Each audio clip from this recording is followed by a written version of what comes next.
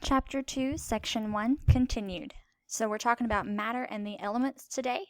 Matter is anything that makes up an object, takes up space, or has a volume and a mass. So for example, atoms, that makes up any and all objects, so that is part of being matter. Now there are some specific properties that all matter will have. You can have physical properties such as size, shape, color, hardness, the phase, or the form.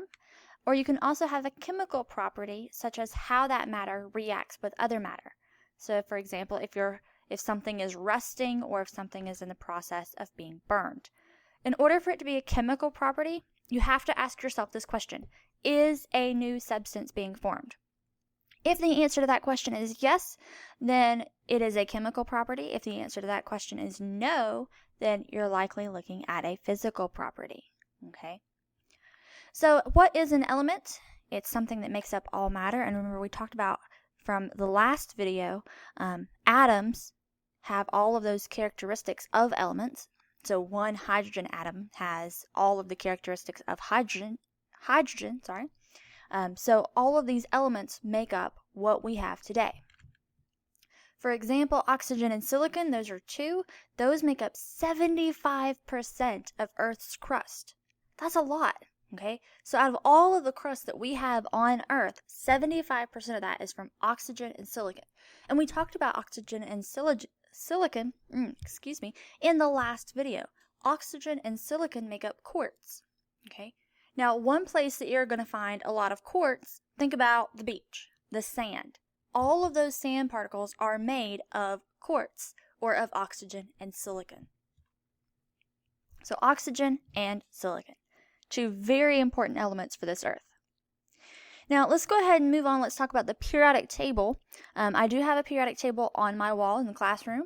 It currently has, I think I have 106 that are listed, but as I said in the previous video, there are currently 118, and they're looking to discover more every day. The first thing that we're going to talk about are the metals. These are all of the ones that are on the left side of the table. And if they are metals, they have three properties. Okay, so they can be malleable. That means they can be beaten into a sheet. Okay, they can be ductile. They can be drawn into a wire. Or they could be good conductors, which means they transmit energy. Okay, so think about aluminum. Aluminum is a metal. It can be beaten out into a sheet and then formed into an aluminum can. So for your sodas that you drink. Okay, copper. Copper is very ductile. It can be drawn out into a wire that we use in our homes. And then, of course, any of these metals can be good conductors to transmit energy, especially our light and our power in our homes. Now we also have non-metals, which are the exact opposite of metals. They're on the right side of the table, so completely across the table on the other side. And again, these are not malleable, these are not ductile, and these are not going to be good conductors. Okay? So we have things such as neon, argon, any of those noble gases in that last row, chlorine, fluorine, those are also going to be non-metals. And then we have what's known as metalloids or semi-metals. And these form what looks to be a zigzag line on the periodic table. And it's not necessarily that it has the properties of a metal.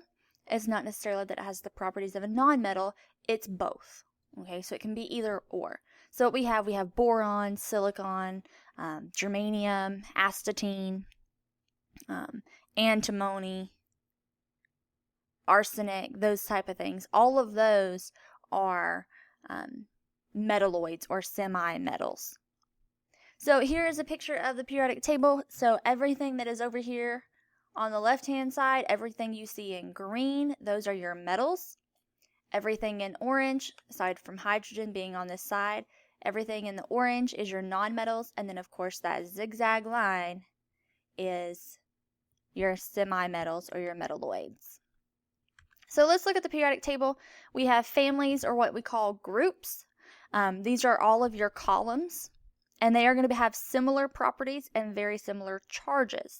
Okay, so when we have combinations or chemical bonding that's going on, these charges are very important. Okay, So we have groups, like this first group here, we have alkaline metals, alkaline earth metals, noble gases, okay, all of those things. We have halogens, and then we have other families as well. We also have periods in the periodic table. These are the horizontal lines. So this first one is 1p, or the first period.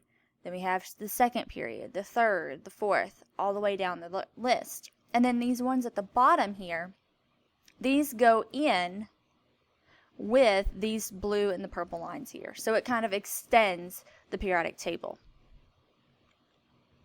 Chemical formulas, this is a short way to write a compound. You've seen this when we looked at H2O.